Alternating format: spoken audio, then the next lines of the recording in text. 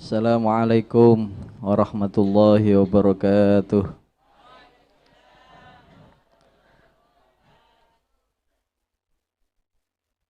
Alhamdulillah, alhamdulillah. Wassalatu wassalamu ala Rasulillah Sayyidina Muhammad ibn Abdullah wa ala alihi wa sahbihi wa man walah.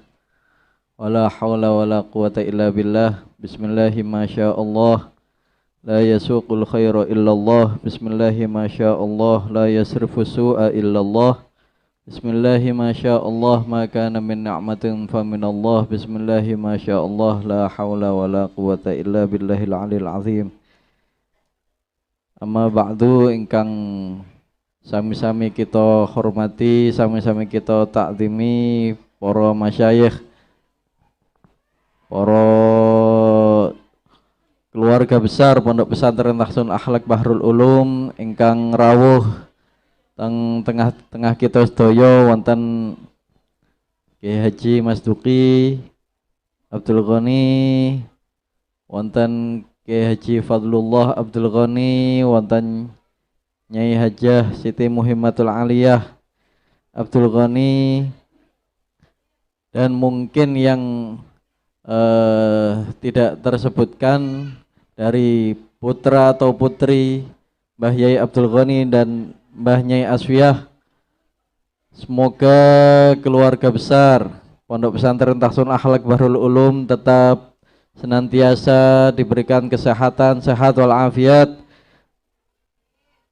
diberikan panjang umur, masih bisa membimbing kita, entah itu kita sudah terjun di masyarakat, doanya masih sambung di keluarga kita, doa beliau masih sambung di usaha kita, kesibukan kita, kerja kita, apapun yang kita lakukan setiap harinya semoga terus dinaungi, diwarnai oleh doa dan barokah para kiai, khususipun keluarga besar Kyai Haji Abdul Ghani. Amin Allahumma amin.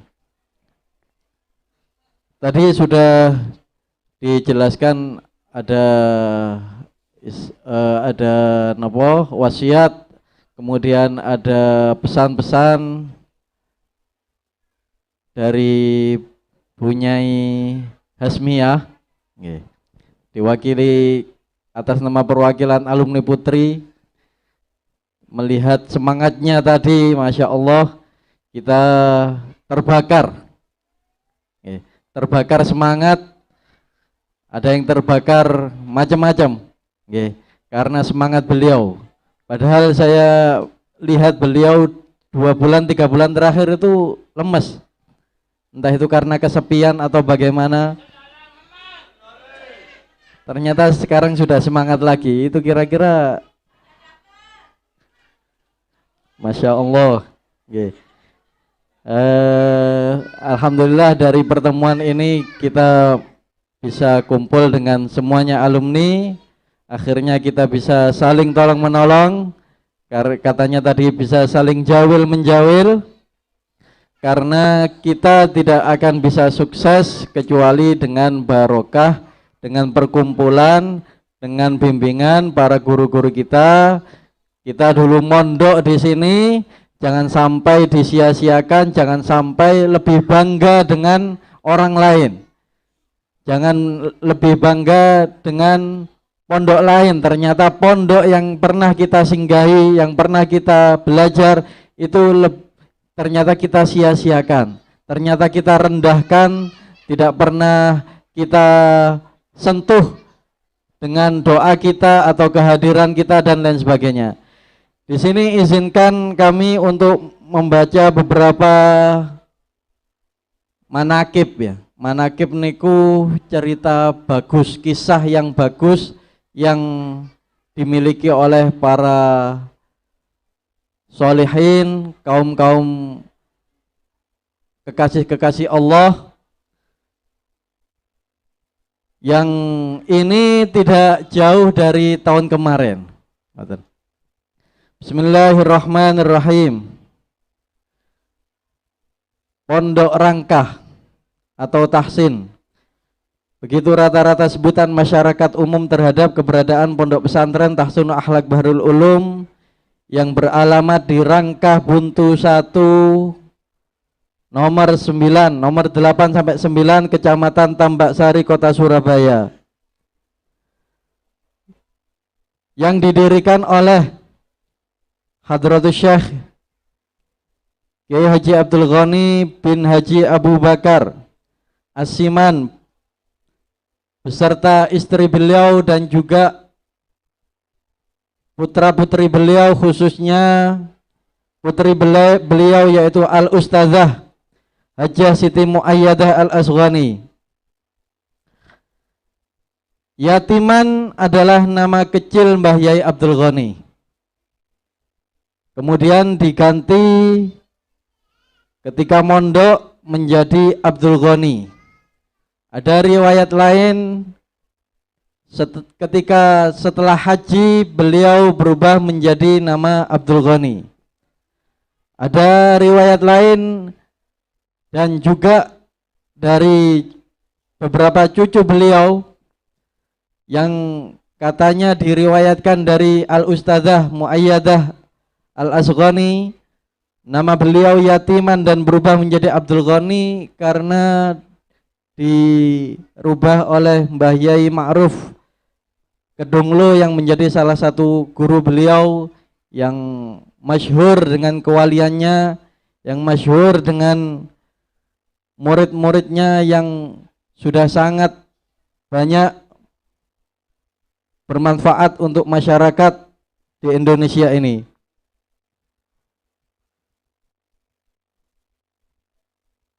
Ketika sowan ke dalam Mbah Yai Ma'ruf Kedunglo, beliau ditanyai, "Sopo jenengmu?" Dijawab oleh Mbah Yai, "Yatiman." Mbah Yai Ma'ruf menyampaikan, "Gak pantes awakmu gawe jeneng iku, gawin Abdul Ghani." Ini kami dapatkan dari riwayat yang dari salah satu cucu Mbah Yai Abdul Ghani. Latar belakang keluarga dan riwayat pendidikan beliau baik formal maupun informal kurang begitu diketahui, karena dulu tidak banyak media, tidak banyak informasi.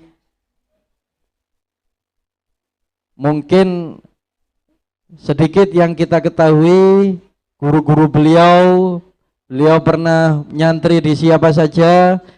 Kami semampunya untuk mencatat dan karena seadanya yang kita dapatkan informasi kemudian kami catat, kemudian kita dengarkan bersama-sama.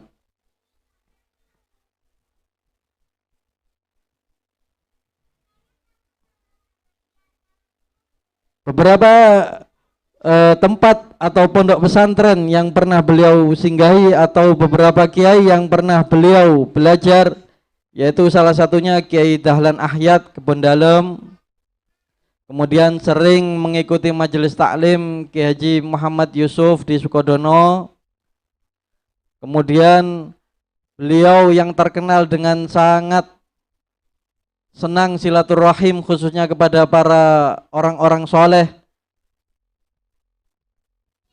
sangat sering sowan kepada para habaib keturunan Nabi Muhammad sallallahu alaihi wasallam seperti di Habib Muhammad bin Husain Al-Idrus di Ketapang Kecil. Bahkan sering beliau itu berkonsultasi, menanyakan kabar tentang keluarga Mbah Yai Abdul Ghani yang tersemat, yaitu yang sering kita dengar ceritanya, yaitu beliau sowan kepada Habib Neon untuk menanyakan hal ihwal putra pertama beliau, yaitu Mbah Yai Ahmad Baydawi. Karena Mbah Yai Ahmad Baydawi sudah kita ketahui tidak pernah pulang di masa-masa dulu ketika beliau awal-awal tidak pernah pulang. Mbah Yai Abdul Ghani risau dan kemudian sowan di Habib Muhammad bin Husain Al-Idrus, Habib Neon Ketapang Kecil. Kemudian dijawab oleh Habib Neon, Habib Muhammad bin Husain Al-Idrus, biarkan, meskipun anakmu ndak pulang, biarkan saja, nanti kalau sudah matang nanti pulang sendiri. Akhirnya terbukti dengan dawuh Habib Muhammad bin Hussein Al-Idrus, putra pertama beliau yang kita kenal dengan keanehannya, ada yang masyhur dengan kewaliannya. Semoga tetap itu percaya diri atas barokah dari Pondok Pesantren Tahsinul Akhlak Bahrul Ulum. Amin Allahumma amin. Kemudian selain dari beliau juga sering sowan di Kiai Haji Abdul Hamid Pasuruan. Bahkan kita sering mendengar bahwa beliau Kiai Haji Abdul Ghani, Kiai Haji Abdul Hamid Pasuruan dan Kiai Haji Usman Al-Ishaqi itu sangat dekat. Ketika dengan Kiai Haji Usman Al-Ishaqi kita dengar ketika haji di kapal ada banyak kiai, kemudian ternyata yang disuruh menjadi imam sholat yaitu Mbah Yai Abdul Ghani di salah satu dek, karena haji dulu menggunakan kapal, berangkat 1 bulan, pulang 1 bulan.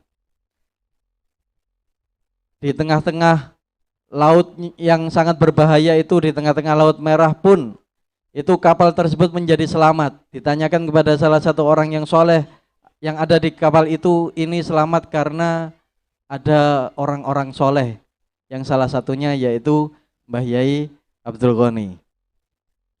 Kemudian dengan kedekatan dengan Kiai Hamid Pasuruan sangat dekat, beliau sering sowan, bahkan sering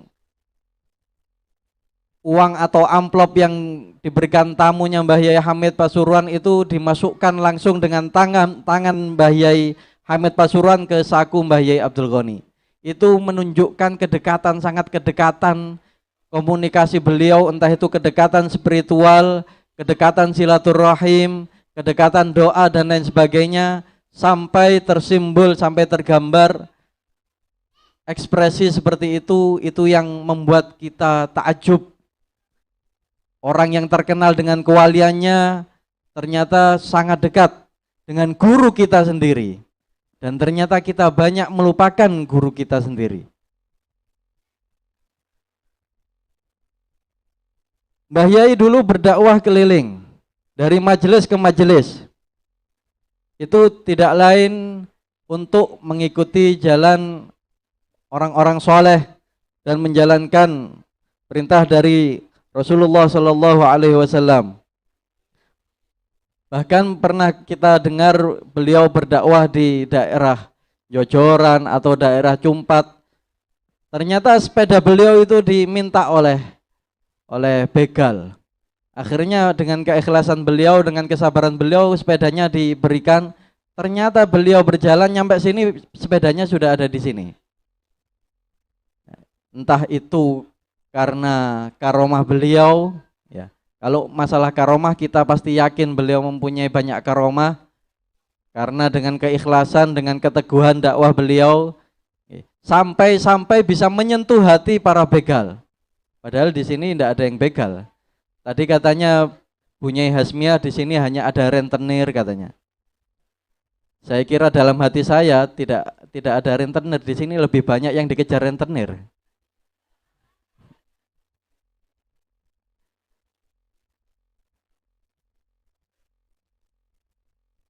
Itulah yang dilakukan oleh Mbah Yai Abdul Ghani di masa mudanya, yang berkeliling sejak sekitar era 1930-an hingga era 1960-an. Banyak suka dan duka yang telah beliau alami, dan beliau adalah termasuk orang yang tekun, ikhlas dan tak mau neko-neko dalam berjuang di jalan Allah Subhanahu wa taala. Sehingga waktu berdakwah di daerah Kalilom sekitar Kedung Cowek pada tahun 1936, salah seorang kiai di daerah Kedung Pengkol, yaitu Kiai Haji Ishaq bin Idris, berminat untuk menjadikannya sebagai menantu, yang diperolehkan dengan putri Mbah Yai Ishaq, yaitu Mbah Nyai Aswiyah. dari pengkol, padahal kita sudah pernah dengar, okay? Pengkol itu sangat keramatnya. Bahkan ada yang bilang dulu ketika peresmian Masjid Al-Qurba itu Mbah Sunan Ampel itu hadir. Nah, itu yang harus kita gali. Kira-kira guru kita di sini Mbah Nyai Aswiyah itu kedekatannya atau hubungannya dengan Mbah Sunan Ampel itu apa? Sampai-sampai atas-atasannya Mbah Nyai Aswiyah yang berada, yang makbarohnya berada di depan kita itu di Kedung Pengkol itu, sampai Mbah Sunan Ampel itu hadir. Nggih. Mbah Nyai Siti Aswiyah itu putri Mbah Yai Ishak. Mbah Yai Ishak bin Idris itu insya Allah yang terkenal dengan orang yang penuh karomah. Sampai-sampai kalau meludah di jalan itu apabila ludahnya dilingkai orang, orangnya bisa bahaya. Makanya beliau Mbah Yai Idris itu sering membawa tempat untuk menempatkan ludahnya, biar tidak jatuh di sembarang tempat yang akhirnya nanti bahaya bagi orang yang melewatinya.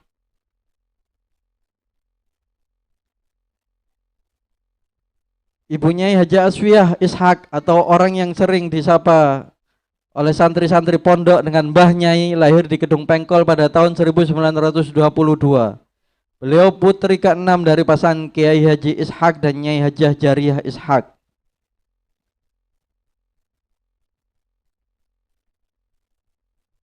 Mbah Yai Abdul Ghani dan Mbah Nyai Aswiyah dikaruniai insya Allah 13 yang masyhur, 13 anak, dan ada yang meninggal di saat kecil. Kemudian di dakwah beliau juga pada masa perang kemerdekaan, para penduduk asli Surabaya beberapa kali dihimbau agar mengungsi keluar kota demi keselamatan keluarganya. Dan beliau yang saat itu Mbah Yai masih kecil itu akhirnya terpaksa ikut mengungsi beserta keluarga dan kerabatnya ke daerah Kedung Cangkring, Porong, Sidoarjo. Di sana beliau kehilangan salah seorang adiknya yang bernama Muhammad Rois.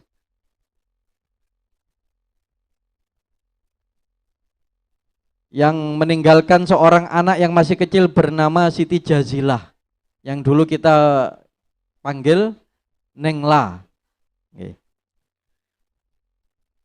Dakwah Mbah Yai Abdul Ghani berpindah-pindah mulai dari Porong ke Jombang, dan beliau juga pernah pindah dari Kedung Pengkol di mana Mbah Nyai dilahirkan, dan setelah peperangan selesai beliau kembali lagi pulang ke Rangkah pada tahun 1950-an dengan putra-putrinya, yaitu Bunyai Zahro, yaitu dengan Mbah Yai Ahmad Bedawi, dengan Bunyai Zahro dan Yai Masduki. Dan sejak itu pondok pesantren Tahsun Akhlak Barul Ulum mulai dirilis.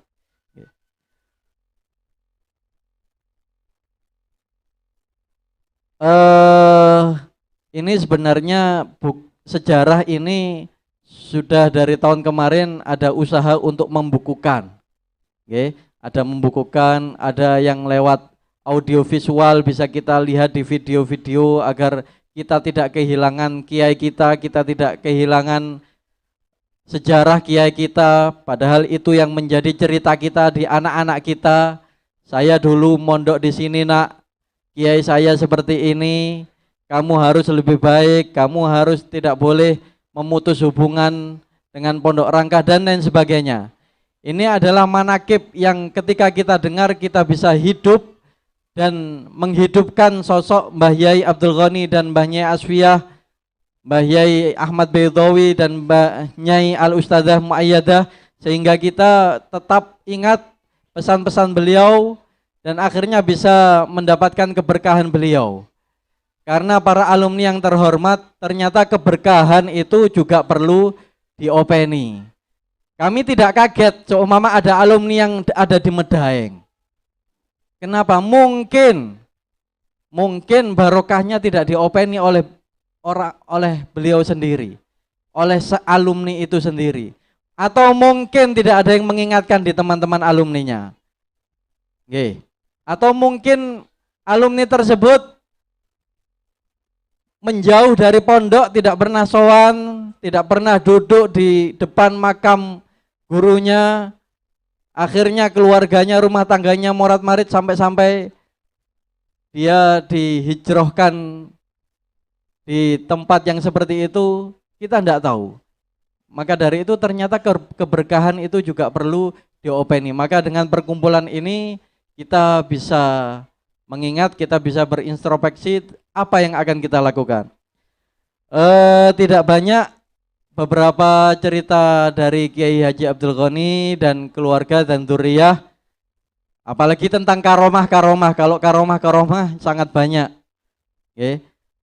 Terbukti seperti ketika haul nasinya itu kurang, maka Mbah Yai Abdul Ghani itu menyuruh santrinya yang masih sepuh, yang masih hidup sekarang, ada di Balungsari itu, untuk memasangkan panci, beras dilakukan, ternyata tidak dimasak, hanya diusap-usap 3 kali kemudian langsung jadi nasi. Itu karena pas acara mau makan-makan, kalau masak enggak nutut waktunya. Akhirnya dengan karomah beliau, nasi pun itu jadi. Dengan 3 kali tempat. Karena kedatangan tamu yang sangat banyak, maka terjadi hal seperti itu. Juga terjadi sangat banyak, dulu santri-santri putra itu sakit matanya. Nggak ada yang sembuh, nular. Satu pondok itu sakit mata semua, ternyata dipanggil satu persatu oleh Mbak Yai, langsung dikasih minum atau disebul dulu, saya lupa. Akhirnya banyak yang sembuh. Itulah yang dimiliki oleh kiai kita, Mas, Mbak, ya, Mbak-mbak alumni, Mas-mas alumni, Bapak-bapak, Ibu-ibu alumni, tolong jangan disia-siakan. Tolong kita setelah hadir di sini itu menambah kepercayaan diri kita bahwa kita adalah santri beliau. Kita adalah santri Rangkah. Apa yang beliau lakukan bisa kita lakukan di rumah seadanya. Mulai dari apa yang telah diajarkan oleh beliau, doa beliau. Ini mungkin santri-santri ada yang lupa apa yang sering dibaca doa oleh Mbah Yai Abdul Ghani. Yang saya ketahui atau yang juga saya dengar dari beberapa alumni sepuh itu diawali oleh sholawat nariyah, kemudian ditambahi bismillahi masya Allah tadi itu yang kami bacakan di awal, bismillahi masya Allah la yasuqul khaira illallah, bismillahi masya Allah la yasrufu su'a illallah, bismillahi masya Allah maka min ni'matin fa minallah. Dan juga insya Allah saya pernah dengar dari beliau menambahi bismillahi masya Allah la ya'ti bil hasanati illallah. Saya pernah dengar dari telinga saya sendiri seperti itu, meskipun jarang dicari di buku-buku lain. Kemudian ditutup bismillahi masya Allah la haula wala quwata illa billahil aliyil azim. Kemudian yang sering dibacakan beliau di tengah-tengah doa beliau yaitu Allahumma malikal mulki tu'til mulka man tasya wa tanzi'ul mulka mimman tasya wa tu'izzu man tasya tudhillu man tasya bidzal khair innaka ala kulli syai'in qadir tulijul laila fin nahar wa tujun nar fil lail wa takhrijul hayy minal mayit wa turijul mayyita minal hayy wa tarzuqu man tasya bi ghairi hisab. Itu doa biar dapat rezeki banyak. Itu yang sering dibaca oleh beliau. Ada yang bilang ditambahi alhamdulillahilladzi an'ama alaina wa hadana ala dinil Islam yang tadi dibacakan oleh Bunyai Hasmiyah. Kemudian doa-doa beliau ditutup dengan ketika setelah Al-Fatihah kemudian beliau doa lagi. Pak alumni sepuh nih. Biasanya doa akhir beliau Mbah Yai Abdul Ghani dakwahum fiha subhanakallahumma wa tahiyyatuhum fiha salam wa akhiru dakwahum alhamdulillahi rabbil alamin. Itu yang dilakukan oleh para kiai kita. Itu kalau seumpama kita enggak kita pegang, apa yang kita pegang? Kita dapat ijazah dari Facebook, dari Instagram itu ya. kita lakukan, kita screenshot, ternyata enggak bisa melakukan. Pengen dapat rumah, pengen hutangnya terlunasi, ada ijazah di Facebook, ada ijazah di Instagram, di screenshot, dibaca. Oh, ternyata kok enggak ternyata kita menyanyiakan amalia guru-guru kita. Oke. Kemudian ada yang belum tertemukan, yaitu wiritan Mbah Yai Abdul Ghani di santri-santrinya ketika setelah Isya. Oke. Itu tolong dibantu para alumni untuk menghimpun apa seumpama punya cerita-cerita, punya kisah-kisah tersendiri atau menunjukkan wirid-wirid yang dilakukan oleh Mbah Nyai, Mbah Yai, Mbah Nyai atau Ustadzah Muayyadah dan Dzurriyyah Mbah Yai Abdul Ghani, monggo diberikan kepada kita bukukan. Oke, agar Mbah Yai dan keluarga pondok pesantren, guru-guru kita tidak mati dalam hati kita. Kalau sudah mati, kemudian apa yang kita kasihkan di anak-anak kita? Sudah tidak mau mondokkan anaknya di sini, sudah jarang ziarah di makam, tambah tidak pernah bantu apa-apa. Makanya kita bisa membantu apa, seumpama kita pengen lebih dekat, ya mondokkan anaknya di Rangkah. Atau sekolahkan. Kita punya alumni banyak, ada santri, ada siswa. Itu kalau semua tidak terdata, tidak terkumpul, tidak terkoordinir dengan rapi, sangat disayangkan sekali. Ngapunten, inilah usaha kita untuk tetap mencintai para kiai, para guru-guru kita. Yang jelas kita telah belajar hadis almar'u ma'aman ahab, seseorang itu dibangkitkan, dibersamakan besok di akhirat bersama orang-orang yang dicintai. Semoga acara ini menjadi sumber kecintaan kita kepada para masyayikh kita. Untuk menutup sambutan atau pembacaan manaqib biografi dari Mbah Yai Abdul Ghani dan Dzurriyyah, izinkan kami membaca beberapa tulisan Arab ya. Tidak tahu syair atau apa, yang jelas ada tulisan Arab, ada tulisan Indonesianya, dan alhamdulillah tidak jiplak, tidak ngopi. Oke. Tapi buat sendiri. Bismillahirrahmanirrahim. Lana zainun fil hawa fi kullil awani, murabbina lil arwahi Syekh Abdul Ghani. Kami mempunyai perhiasan dalam hati dan kerinduan setiap waktu, yaitu guru kami, pembimbing kami, Hadratus Syekh Abdul Ghani. Naral ilma wal akhlaqa bi irsyadatihi wa fadluhu wa fadlihi fahuwal hadi fi kulli hayran wa fahuwal hadi kulla hayrani. Kami bisa mengetahui ilmu dan akhlak atas petunjuk beliau, atas petunjuk beliau dan keutamaan beliau. Dialah petunjuk bagi orang-orang yang bingung. Bisudil qalbi ya syekhi ji'nakum liyajlu sadahu fa inna mudhnibun wa isyani. Dengan hitamnya hati kami, wahai Mbah Yai, kami datang ke sini, datang kepadamu, bersimpuh di dekat pusaramu, agar bersih karat hati kami, karena kami adalah pendosa dan ahli bermaksiat. Ala ya syekhi ghaithan amiman wa farhatan, birahmatin wa karomatin wal ghufrani. Duhai guruku Mbah Yai Abdul Ghani dan Dzurriyyah, hujanilah keberkahan yang menyeluruh, serta keberkahan rahmat dan karamah serta ampunan. Fahallana min fadlikum nasibu wa min nafahatikum bikulli ridwani. Adakah kami memiliki bagian dari kemuliaanmu wahai Mbah Yai Abdul Ghani? Adakah kami memiliki bagianku dari kemuliaanmu, dari hembusan derma dengan keridhaan? Alaysa syekhu yarhamu kulla talibihi walau kanat lahum dzunubun wal husrani. Bukankah guru itu mengasihi para muridnya? Bukankah para guru itu mengasihi para muridnya walau keadaan mereka, walau keadaan para murid dalam keadaan dosa dan rugi. Fabikum tawassalna jami'an li islahil fasadilana walil ahli wal ikhwani. Sebab wajahmulah, wahai guruku, tawassul kami, dengan namamu yang menjadi tawassul kami semua, untuk memperbaiki kerusakan kami, keluarga kami dan saudara-saudara kami.